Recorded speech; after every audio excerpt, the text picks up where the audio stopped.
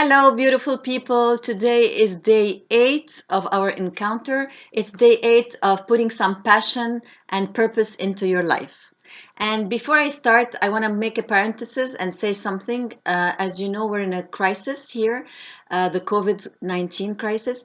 And some people ask me, why do you still do this when everybody's worried about their financial situation, of course, worried about their health. People are disappointed, scared, and bombarded by negative information.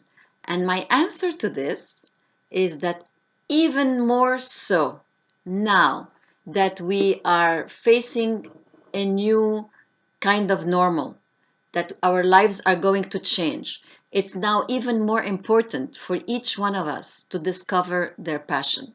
I'm thinking like this. I'm thinking, what can we do to improve the earth around us? What can we do to improve the environment around us? What can we do to make this place a better place? What can we do to give back to mankind? And very often we don't know. Well, it's by looking at your passion, by looking at your strength, and by looking at what ignites you and what fuels you, that you can start thinking about, hey, maybe I can give back in that way. Finding your passion, of course, is very important. Again, in this crisis, if you are going to have to redirect your career, maybe you're in a field that will no longer be required, or maybe you were on this verge of changing and you didn't like what you were doing before. So now is the perfect time to think, what's my passion? What ignites me? What fires me? And look at your strengths. And from that point on, we could put a plan together for you to bring some value back to the community around you. So that's the reason why I keep doing this, and I hope it resonates with you. It should resonate maybe with someone in your environment. Bring them in, and let's move on. Okay, so day 8 today is about SMART, smart. And you're going to ask me, what does that have to do with everything? It has to do with all our goals. And let me tell you why. But let me recap quickly. The first time we said, let's find our passion. Let's see what would be our ideal life if we could be who we want to be, if we could do everything we wanted to do, and if we could have everything we wanted dreamed of having. And by doing this, we kind of designed our perfect life, the perfect life, not the current life, but the perfect one. Then we said, okay, let's dive deep and take a closer look. So what we did is we identified different areas in our life, and I was talking about the pizza, different areas of our life, each area being an important area in your life. For instance, it could be your financial, your relationship and your love life, your business or your career, maybe your environment, and so on and so forth. Things that are very important to you. And for each one of these, we dug deep into what would be the ideal life. Where would you be if you lived the ideal life in that area? So we did all that. Then we took that and we put it in a vision board. That was a lot of fun, because the vision board, you get to cut pictures and print them and identify your best life ever, and put one affirmation, one sentence affirmation with every single area of your life. So now imagine you have your vision board with 5, 6, 7 ideal areas, and in each area, your ideal life within. Then we talked about gratitude, and you were wondering, why should I talk about gratitude? Because gratitude is one of the highest vibration, and we were able to weave in gratitude into our everyday habits, our successful habits. I gave you 6 of them. There's a lot more, but I gave you 6 of them. The first one was affirmation every morning with gratitude. The second one was full-fledged joyful gratitude for all the blessings of that life sends your way. Then we said, let's do an appreciation of self, a little pat on the shoulder. And we talked about visualization. We talked about actionable intentions. And actionable intention is the subject of today, because whatever is on your vision board is not going to happen without action. You need to take action. And this is where we are today. How can I take action? So this is my next advice. In order to take action today and tomorrow, you need to know where you're going. So you had your goal for the whole year. Now you might want to bring that goal down a bit for 3 months or for a month. And what's the best way to define a goal? Is by using the SMART, S-M-A-R-T technique. So S is for specific. So if your goal is to lose weight and maintain your new weight, that could not be a good enough goal. You would need to say something like, I want to lose 28 pounds. That's more specific. 28 pounds is also measurable. Okay? And then SMA. Now it needs to be attainable. I mean, if I put a goal of losing 28 pounds, it might not be attainable for me, but maybe it's attainable for someone else.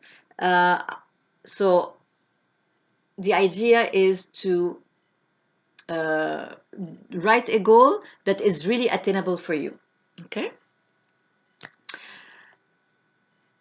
SMA. R is something that is rewarding. There is no point creating a goal if it's not rewarding for you. Create something that you hate doing just because you have to do it. Would not be something that you want to put on your vision board, would not be something you want to do an affirmation for, and definitely not something that you can put in actionable intentions. So the R is for rewarding, making sure that this goal, I always love the word ignite, ignites you, fires you up, turns you on, right? And then the T in the SMART, T is for timely. So you need to do a timestamp. I can't just say, oh, I want to lose weight. When? Well, soon. No, you know that. You want to say in a month, in a week, in a year. And so basically, I want to lose so many pounds by such and such a date. That becomes a SMART goal. Okay? So now that you have your goal for a period of time and you can bring it down, if it's a goal for a month, maybe you can cut it down into a goal for a week, or maybe you can cut it down into a goal. At a certain point, you're going to get smaller units from month or quarter to month to week to day. And now we are into the second part of actionable intentions, which is your actions of, if I wake up at 5 o'clock this morning and I'm preparing my day, then it's my actionable intention for today. If you prefer to prepare your actions the night before, that's fine too. So now, what is the best way to create your actions? I am a lists girl. I love lists. And I think that lists have saved me, and they have made me into creating the things I love to create. And I was able to do a lot of things with lists. Now, I know that a lot of people do not like lists. So if you don't like lists, that's fine. You need to find something that works for you. I'm going to give you the best way I discovered to use the lists. It's kind of powerful, it's very useful, but it's not for everybody, and I do understand that. So stay patient with me. Let me find my agenda. So I put one bullet, one liner for each action I need to do tomorrow, let's say. And I like it to do it this way. The first thing is a verb, and the verb is going to be in the present tense. Okay? So for instance, I want to call someone, or I want to read a book, or I want to call, text, email. I'm trying to read here, see what I have here. There's a lot of phone calls. Prepare.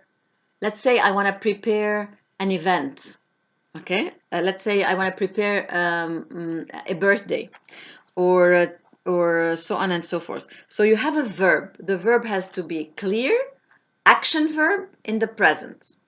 Then you say what your action is. Call someone, and ideally, if you're preparing your day ahead of time, you can plug in the number there. If your number now everything is on our phones, so we don't need to plug anything anywhere. It's all available. By the way, I'm going to show you something that I do by hand, but I've also used lists, and a lot of people can use lists. Personally, I love my book, and I'll explain to you why. But definitely, I have been using lists and to-do lists on the phone. As long as it works for you, as long as it makes things easier for you. So now when I'm gonna start the action, let's say I'm gonna call someone and I need some information from this person. So I called. Oops, it's an answering machine. I can't finish my transaction. So basically, I highlight it with yellow. That's what I do. When she calls me back and we finish the conversation and I have all the information I need, I'm done. Then I'm gonna highlight it with pink. So at the end of the day, my page is gonna be full of pink, yellow, and oranges. And the orange is just because you started with yellow, she called you back, you put pink, pink on orange plus yellow equal orange. By the way, guys, if you want, you can use, I don't have it here, but you could use yellow and blue. Yellow because I started an action and I'm waiting on someone. Blue is either because I finished it from the beginning or they called me back. So your book will be full of yellow, blue, and green. And this way, it's fun at the end of the day to see that you have a lot of pink accomplished. And if you have some whites and yellows, then you know that you're expecting some answers for someone. So I hope I gave you some insights and some little tricks on how to um, take a big, huge goal that is a year large, bring it down to a quarter, from quarter to a month to a week, and then from a week, it just takes action. Oh, an important thing. When you write your goals on either here or on your phone, uh, there's another trick that could be very useful. And the trick is as follows. If your goals take less than, not goal, I meant actions, I'm sorry. If your action takes less than 10 minutes, then you can give it a little star or a little square or something. Why? Because every time you have 10 minutes, oops, fantastic. I can do a few of these. Bang, bang, bang. I'll call this, I'll call that. If the action takes longer, like, I don't know, I want to update my website, or I want to call someone and I know that this call is 45 minutes call. Okay, so these ones you can put them into your agenda, so you can schedule some time specifically for these actions. Like updating my website, I know it's not going to take 10 minutes. I need to put it into my calendar. Okay, so you use your phone, you set it in your calendar, and this is the prep. This is 10 minutes prep of your day, either in the morning or the day before. Okay, so these are very good habits to keep, even if you're home, even if you're a homemaker, even when you organize a get together or a meeting, or uh, it, everything you do is a breakdown of one action after the other. So if you organize your action and you look at them at the end of the day, you have a good sense of accomplishments. Okay, great. So I think that's it for today. And I'll see you tomorrow. Don't forget our live at 5 tomorrow. And I have some great news and surprises for you. So see you soon. Bye.